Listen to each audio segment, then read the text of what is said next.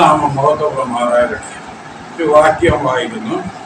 റോമർക്കെഴുതിയ ലേഖനം 8-ാം അധ്യായം 38-39 വാക്യങ്ങൾ. മരണത്തിനോ ജീവനോ ദൂതന്മാർക്കോ വാഴ്ചകൾക്കോ അധികാരങ്ങൾക്കോ ഇപ്പോഴുള്ളതിനോ വരുവാനുള്ളതിനോ ഉയരത്തിനോ ആഴത്തിനോ മറ്റ് യാതൊരു സൃഷ്ടിക്കോ നമ്മുടെ കർത്താവായ യേശുക്രിസ്തുവിലുള്ള ദൈവസ്നേഹത്തിൽ നിന്ന് നമ്മെ വേർതിരിപ്പാൻ കഴിയുകയില്ല എന്ന് ഞാൻ ഉറച്ചിരിക്കുന്നു. ഈ ഉറപ്പ് ആണ് ഇംഗ്ലീഷിൽ കൺവിക്ഷൻ എന്ന് പറയുന്നത്. കൺവിക്ഷൻ എന്ന് പറയുന്നത് പൂർണ്ണ ബോധ്യമായതിൽ നിന്നുള്ള ഉറച്ച വിശ്വാസത്തെയാണ് അത് കാണിക്കുന്നത്. ദൈവത്തിന്റെ കുഞ്ഞുങ്ങളെ, if you are in Christ Jesus, യേശു ക്രിസ്തുവിൽ നിങ്ങൾ ആയിട്ടുണ്ടെങ്കിൽ, അല്ലെങ്കിൽ ക്രിസ്തു നിങ്ങളിൽ രാജാവായി വാഴുന്നുണ്ടെങ്കിൽ, ആ ഉറപ്പ് നമ്മൾ പ്രാപിച്ചിരിക്കണം. യേശു കർത്താവിനെ ഉൾക്കൊള്ളുന്ന ആ ഒരു ഉറപ്പുണ്ട്. ഈ ക്രിസ്തുവിലൂടെയാണ് അപ്പന്റെ സ്നേഹം നമ്മിലേക്ക് എത്തുന്നത്. അപ്പന് സ്നേഹമുള്ളവനാണ്, സ്നേഹമേ ഉള്ളൂ അപ്പനിൽ. അതുകൊണ്ട് ഈ അടിസ്ഥാന വിശ്വാസം, അതിൽ നിന്ന് പതർച്ച വരാനായി പാടില്ല. അത് വ്യക്തിപരമാണ്. ദൈവവചനം മാത്രമാണ് നമ്മുടെ ഈ വിശ്വാസത്തിന് ആധാരമായി പോകുന്നത്. ഒരു ഫീലിംഗ് അല്ല, ആരെങ്കിലും എന്തെങ്കിലും പറഞ്ഞതുകൊണ്ടല്ല, സ്നാനമല്ല, അല്ലെങ്കിൽ അതുപോലെ പള്ളിയിലെ ഒരു അംഗത്വം ഉണ്ട് എന്നുള്ളതുകൊണ്ടല്ല, ക്രിസ്തീയ നാമമായതുകൊണ്ടല്ല, ഒത്തിരി ക്രിസ്തീയ പാരമ്പര്യത്തിലായതുകൊണ്ടും അല്ല. യേശു ക്രിസ്തുവിനെ സ്വന്തം രക്ഷകനായും കർത്താവായും ഹൃദയത്തിൽ ഏറ്റുകൊണ്ട് നമ്മുടെ ഹൃദയത്തെ, നമ്മുടെ ജീവിതത്തെ പൂർണ്ണമായും കർത്താവിനെ ഏൽപ്പിച്ചു കൊടുത്ത വ്യക്തിപരമായ ഒരു അനുഭവമാണിത്. അപ്പോസ്തലനായ പൗലോസ് 2 തീമോത്തിയിൽ പറയുന്ന ഒരു വാക്യമാണ്, വളരെ മനോഹരമാണ്. 2 തീമോത്തിയിൽ 1-ാം അധ്യായം 12-ാം വാക്യത്തിൽ പറയുന്നത്, എന്റെ ഉപനദി സൂക്ഷിപ്പാൻ ശക്തനാണ് എന്റെ കർത്താവ്. ഞാൻ ആരെ വിശ്വസിച്ചിരിക്കുന്നു എന്ന് എനിക്കറിയാം. എന്റെ ഉപനിധി സൂക്ഷിപ്പാൻ. ഉപനിധി എന്ന് പറയുന്നത് നമ്മുടെ നിത്യ രക്ഷ, നമ്മുടെ ജീവന്റെ കാര്യമാണ്. അപ്പം എന്നേക്കും സ്വർഗത്തിൽ വസിക്കുന്ന നിത്യജീവന്റെ അനുഭവം, അത് സൂക്ഷിക്കുന്നത് കർത്താവാണ്. അത് നമ്മുടെ ഹൃദയത്തിന്റെ ആഴത്തിൽ ചങ്ങലക്കിട്ട് സൂക്ഷിച്ചിരിക്കണം. ആർക്കും അത് അവഹരിക്കാൻ പറ്റിയല്ല. അതുപോലെ ബെഥാനിയിലെ മറിയയുടെ കാര്യം നോക്കുമ്പോൾ, കർത്താവും ശിഷ്യന്മാരും ലാസറിന്റെ വീട്ടിലാണ് യെരൂശലേമിലെ ഭാഗത്ത് വരുമ്പോൾ താമസിക്കുന്നത്. അവിടെ 3 പേരുണ്ട്, അപ്പനും അമ്മയില്ല. മാർത്തയുണ്ട്, മറിയുണ്ട്, ലാസറുണ്ട്. അതിലെ മറിയ നല്ല അംശം തിരഞ്ഞെടുത്തിരിക്കുന്നു കർത്താവ്. കാരണം കർത്താവ് വന്ന അവിടെ പ്രസംഗം, ഒരു കൂട്ടായ്മ ഉണ്ടാവും, വചനം പറയും.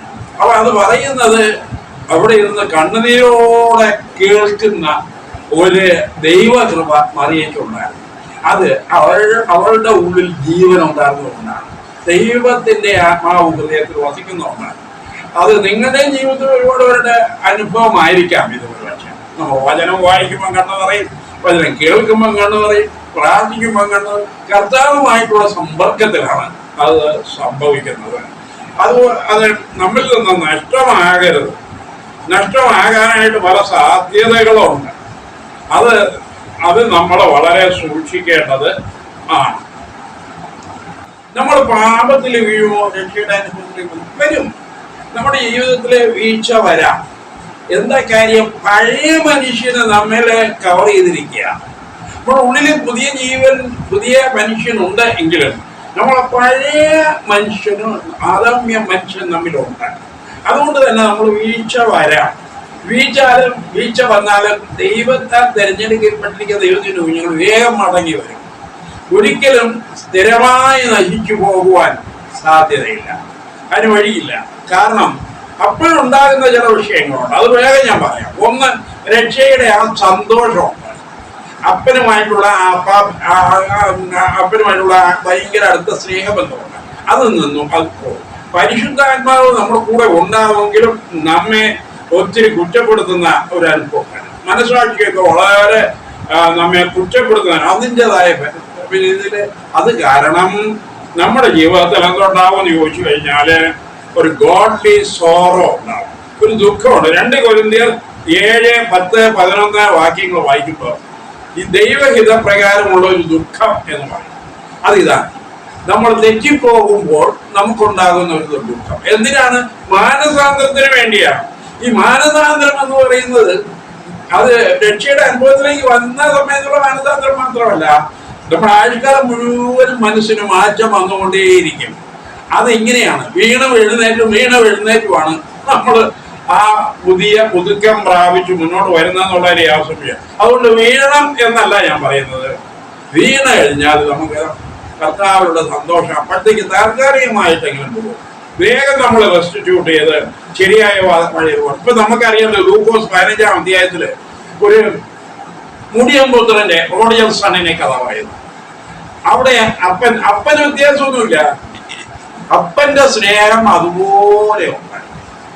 ആ മകനാണ് ദൈവത്തിൽ നിന്ന് അപ്പനിൽ നിന്ന് അകന്നു പോകുന്നത്. അതുപോലെ നാമും പാപം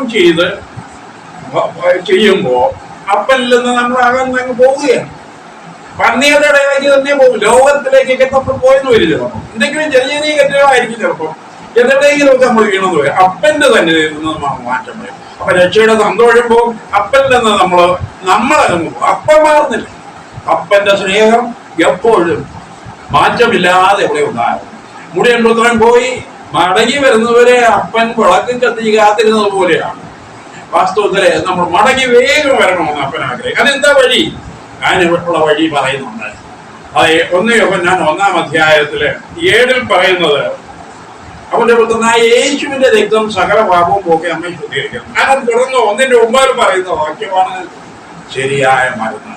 എന്തുവാ അത്? നാം നമ്മുടെ പാപങ്ങൾ ഏറ്റു പറയുന്നവനാണ്. അവൻ നമ്മളോട് ക്ഷമിച്ച് നമ്മുടെ സകല അനീതിയും പോക്കി നമ്മെ ശുദ്ധീകരിക്കാൻ വിശ്വസ്തനും തീരുമാനമാണ്. നമ്മളെ വേഗം ഇവിടെ അപ്പസ്തലനായ പൗലോസ് പറഞ്ഞിരിക്കുന്ന ആ ദൈവ സ്നേഹത്തിൽ, ദൈവത്തിന്റെ ബന്ധത്തിലേക്ക് നമ്മെ വേഗം മടക്കിക്കൊണ്ടുവരികയും ചെയ്യും. ദൈവത്തിന്റെ കുഞ്ഞുങ്ങളെ നമ്മൾ തെറ്റിപ്പോയിട്ടുണ്ടെങ്കിൽ ഉടനെ അപ്പനിലേക്ക് മടങ്ങി വരണം. ഈ വാക്യം ഏറ്റുപറഞ്ഞുകൊണ്ട് കർത്താവിന്റെ മുമ്പാപേക്ഷമെ ചോദിച്ച് യേശുവിന്റെ മടിത്തട്ടിലേക്ക് മടങ്ങി വരുവാൻ ദൈവം നമ്മെ സഹായിക്കട്ടെ. ആമേൻ.